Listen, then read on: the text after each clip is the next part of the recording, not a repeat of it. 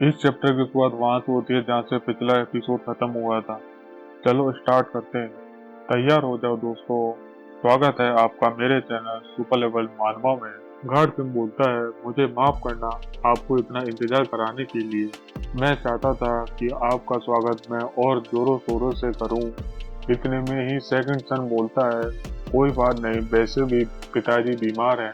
Guard king बोलता है, आपका शुक्रिया। सेकंड सन बोलता है, चलो ठीक है, अंदर चल के बात करते हैं। फिर गार्ड किंग बोलता है, ठीक है चलो। सेकंड सन सोचता है कि वो कमीना जियोंग गुन अपनी मार्शल आर्ट की एबिलिटी खो चुका है। चलो अच्छा है, मेरे लिए एक कैंडिडेट कम हुआ। लेकिन दूसरी तरफ गार्ड किंग सोचता है, मैं इनको क्या बताऊं, असली वाला तो मर गया। लेकिन मैं इनको कभी नहीं बताऊंगा कि असली वाला मर चुका है, क्योंकि ये लोग पहले मुझे ही मारेंगे। चलो मुझे क्या। फिर गार्डकिन बताता है कि यंग मास्टर ब्योन वुन अब मार्शल आर्ट का यूज नहीं कर सकते, इसी वजह से मैं अपनी लॉयल्टी आपको देता हूँ। फिर सेकंड सन सोचता है कि वो अब पावरलेस हो चुका है और साथ में मार्शल आर्ट का भी यूज नहीं कर पाएगा। फिर वो बोलता है, चलो अच्छा है, कोई इतना टैलेंटेड बंदा मेरे लिए काम करेगा। फिर सेकंड सन बोलता है, मैं बहुत खुश होऊंगा अगर तुम मुझे बताओगे कि थर्ड सन की मार्शल आर्ट की एबिलिटी कैसे गई। मैं तुम्हें माफ भी कर दूंगा अगर इसमें तुम्हारी गलती होगी। लोग तो गलती करते हैं। फिर गार्ड किंग बताता है कि मुझे माफ करना, मैं आपको बता नहीं सकता, ये सब आपके लिए ही है सेकंड यंग मास्टर। फिर सेकंड यंग मास्टर बोलता है, ठीक है, मैं तुम पर ट्रस्ट करता हूँ।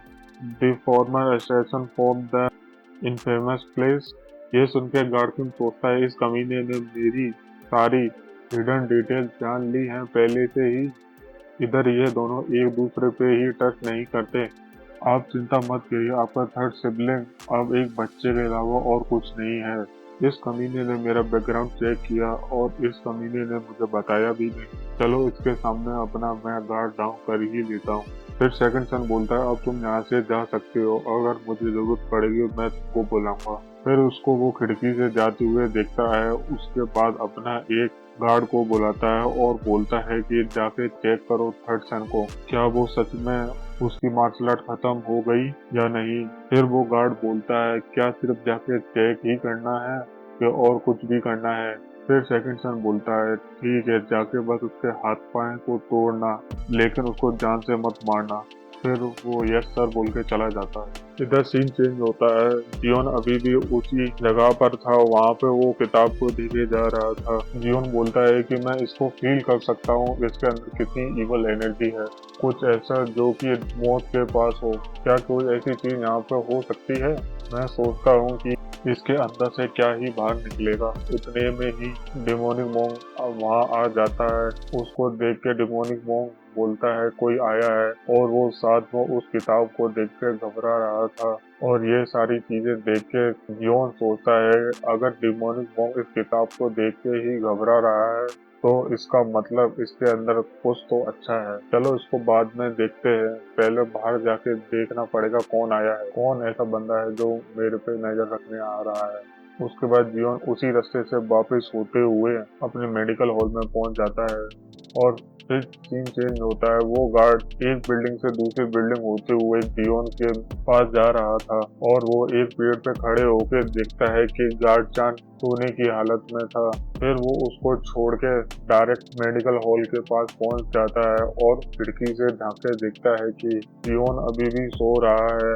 और वो अंदर जाता है और सोचता है कि चलो पहले इसकी इंटरनल एनर्जी को चेक करूं। उतने में ही उसकी नज़र टेबल पर रखी हुई किताब पे जाती है और वो किताब को देख के बोलता है, ये तो सीक्रेट मैनुअल है। अगर इस लड़के के पास ये मैनुअल है तो इसका मतलब ये मास्टर ब्रेनर बनने के सबसे ज्यादा करीब है। ये बात जरूरी नहीं है, पहले इसकी इनर क्यूआई को चेक करते हैं, उसके बाद ये किताब मैं जाके सेकंड सन को दूंगा, वो खुश हो जाएंगे और इससे वो डायरेक्ट मास्टर ब्रेनर बन सकते हैं। उतने में ही जियोन उसके पीछे आके उसका सिर पकड़ के टेबल में जब तक मारता है जब तक वो अनकॉन्शियस ना हो जाए। और अनकॉन्शियस होते टाइम वो बोलता है, तुमको किसने भेजा मेरे कमरे में, बताओ मुझे, वरना मैं तुमको मार दूंगा। और वो लगातार पागलों की तरह उसका सिर टेबल में मारता ही रहता है। इधर जियोन ने उसको मार मार कर अनकॉन्शियस कर दिया। उसके बाद गार्ड चान आके बोलता है, ये तुमने क्या किया? ये तो सेकंड सन का गार्ड है और इसका नाम इल्संग है।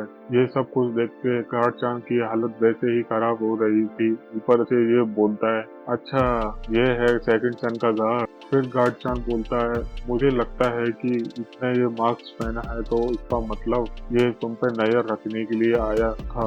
अगर ये सब कर रहा है तो इसका इंटेंशन भी ढंगा नहीं होगा। उतने में ही जियोन उसको अपने कंधे पे रख के बोलता है, चलो कोई बात नहीं, मैं उसको उठा के लेके जाता हूँ और इससे कन्फेस कराता हूँ कि इसको किसने भेजा और किस काम के लिए।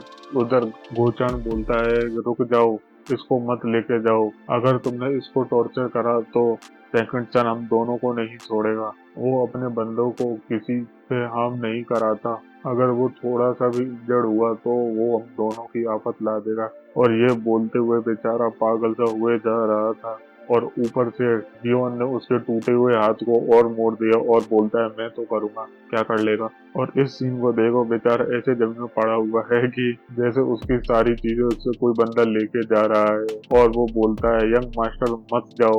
और वहां से जियोन बोलता है, मैं बहुत गंदा यंग मास्टर हूँ, मैं तो जाऊंगा। इस सीन को देख के ऐसा लगता है कि ये तो कोई पिक्चर का सीन हो रहा है। फिर वो जमीन पे लेट जाता है और बोलता है, छोड़ो इसको, मुझे क्या, अगर इसने उसको मारा तो मैं वैसे ही मर जाऊंगा और ये मेरी बात सुनेगा नहीं। पर मुझे लगता है ये बंदा उसको मारेगा नहीं। अगर इसने मार दिया तो इसी टेंशन में बेचारा गोचान जमीन में पड़ा ही रहता है। फिर सीन चेंज होता है। उस गार्ड को उल्टा लटका के जियोन मजे ले रहा था और बोलता है, क्या तुम जगे कि नहीं जगे अभी तक? फिर वो गार्ड बोलता है, तुमको पता है ना मुझे किसने भेजा है? सेकंड सन ने भेजा है मुझे। अगर तुमने मेरा चेहरा देखा है तो तुम्हें मुझसे माफी मांग के मुझे छोड़ना होगा, वरना सेकंड सन तुमको छोड़ेगा नहीं। ऐसी हालत में भी ये देखो कैसे जिंदगी जी रहा है। चलो मैं तुम्हारे लिए सेकंड सन से बात करूंगा और उनसे बोलूंगा कि तुम्हें माफ कर दें, अगर तुम उनको सीक्रेट मैनुअल दे दोगे तो।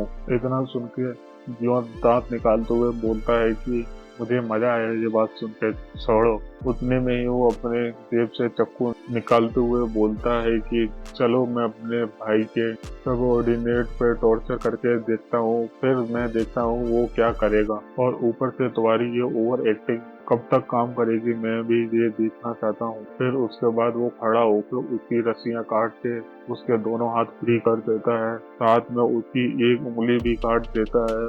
और उसके बाद उसकी उंगली उठा के बोलता है कि ये किसकी उंगली है, तुमने पहचाना क्या? अरे ये तो तुम्हारी उंगली है जो कि मैंने काटी। अब बताओ तुम्हारा सेकंड सन क्या करेगा? वो गार्ड सोचता है, अरे मेरे शरीर में कोई दर्द क्यों नहीं हो रहा अभी तक, और मेरी इनर क्यूआई भी मुझे फील नहीं हो रही। क्या इस बंदे ने सारी चीजें बंद कर दी? क्या इसने मुझे कोई पॉइजन भी दिया है? इतनी बात सुन के जियोन बोलता है, हाँ मैंने तुम्हें कुछ पॉइजन दिया है जिससे तुम्हारी बॉडी कुछ घंटों के लिए पैरालाइज हो जाएगी। उसके बाद जो मैं तुम्हें दर्द दे रहा हूँ वो सारे दर्द एक बार में तुम पर पड़ेंगे। चलो इस गेम को शुरू करते हैं। और वो बोलता है, मैं तुमसे क्वेश्चन पूछूंगा और तुम मुझे इसका जवाब दोगे। अगर तुमने इसका जवाब मुझे नहीं दिया तो मैं तुम्हारी एक उंगली काटूंगा 1 सेकंड में।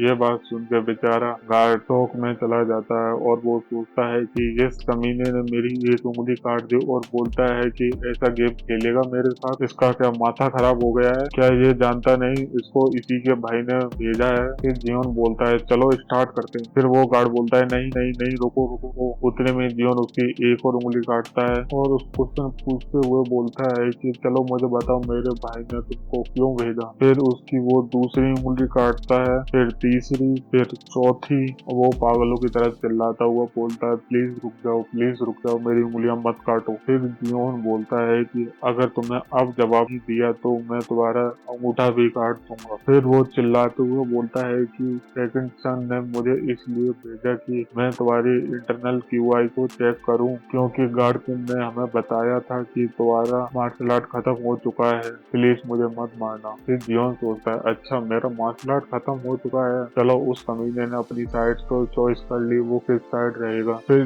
जियोन बोलता है, चलो तुमने अच्छी एक्टिंग करी, तुमने मुझे आधा सच बताया, पूरा सच कब बताओगे। और वो गार्ड सोचता है कि इसको शुरू से पता था कि गार्ड किम इसको बिट्रे करेगा, क्या ये पहले से ही इतना स्मार्ट था, क्या इसका उल्टा कि गार्ड किम हमारे लिए वेरीफाई का काम कर रहा था। फिर जियोन बोलता है, चलो अब मेरे पास कोई भी क्वेश्चन नहीं है तुमसे पूछने के लिए, अब चलो मुझे बताओ अब तुम मेरे लिए क्या करोगे, क्या तुम मेरे लिए मर सकते हो। और ये बोलते हुए जियोन एकदम बेड़े सा लग रहा था।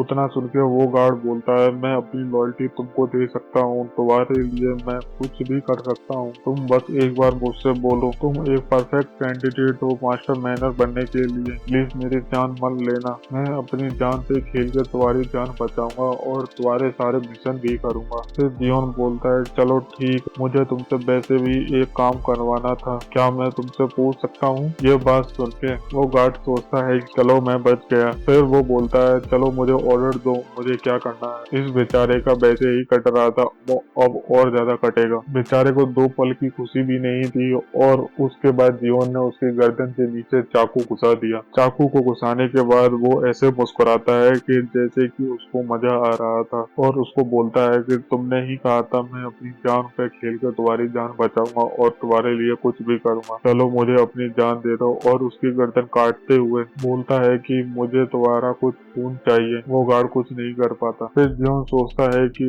इस किताब को मैं फोर्स से नहीं खोल पाया, शायद इस ब्लड से खुल जाए। फिर वो एक कार्डबोर्ड में उस किताब को रखने के बाद उस गार्ड के नीचे रख देता है और उसमें उस गार्ड का खून जाने लगता है और वो धीरे धीरे करके पूरा कार्डबोर्ड भर जाता है। जैसे ही वो पूरा खून से भरता है, उसके बाद जो उस पर तलिस्मान और वो मोती लगे हुए थे वो धीरे धीरे करके टूटने लगते हैं। जैसे ही वो टूटे हैं, एक खून की नदी जियोन के पैरों के नीचे से जाती हुई चारों तरफ फैलने लगती है और जियोन सोचता है कि ये क्या हो रहा है। उतने में ही वहां से एक फुब्बारा टाइप निकलता है और वो सोचता है ये क्या, ये तो पहले से ज्यादा होता जा रहा है, इसको मैं कंट्रोल नहीं कर पाऊंगा। उतने में ही वहां से कुछ मैनिफेस्ट हो रहा था और उसको देख के जियोन शॉक में था और वो देखता है ये क्या मैनिफेस्ट हो रहा है और वो धीरे धीरे करके मैनिफेस्ट होने लगता है। वो सारा ब्लड उसके अंदर जाके बाहर निकलता है और उसमें से एक खूबसूरत स्पिरिट बाहर निकलती है,